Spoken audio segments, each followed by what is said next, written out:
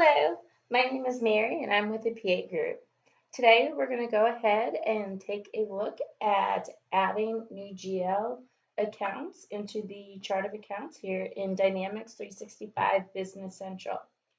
Of course, this is the compilation of all of the GL accounts, also known as the chart of accounts. So from here, again, you get to this from Finance, chart of accounts, and then from here we're simply going to hit New. So in this example, I'm going to create a new GL expense for car insurance. So based off my numbering system that's already in there, and so we're going to indicate whether this is on the income statement or balance sheet. So of course this is on the income statement. As an account category, this is going to be an expense. And then from the drop-down list here, you can select which account subcategory you want. These are out of the box account categories, but you can, of course, also create a new one as well. So for now, we'll just put this in vehicle expense. So we can have it as a debit or credit.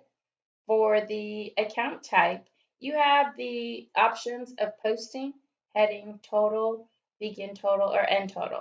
This one's going to be a posting total because whenever we're hitting, if we're creating a general journal or an invoice journal, something to that extent, and we're coding this to that account, we want this bill to hit the car insurance account.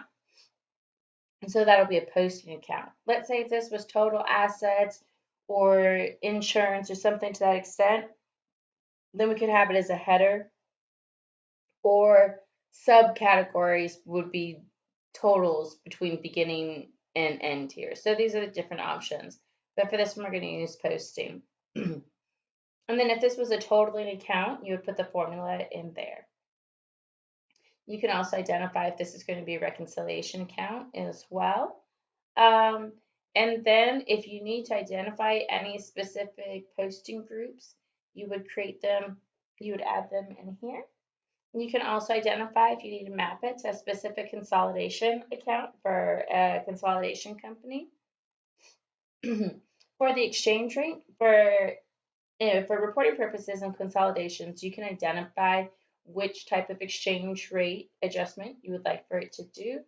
And then, of course, for cost accounting, you can also give some information there as well. So once we've added our car insurance here, we see this update and we see that we have the car insurance over here.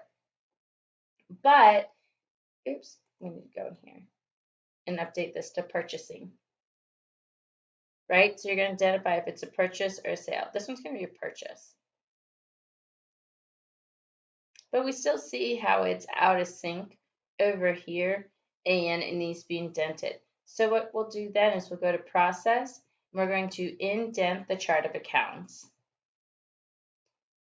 Indent, yes. And then of course that just moves it over here so that it will line up with everything else. And that is that's adding in a GL account and indenting it correctly into the chart of accounts.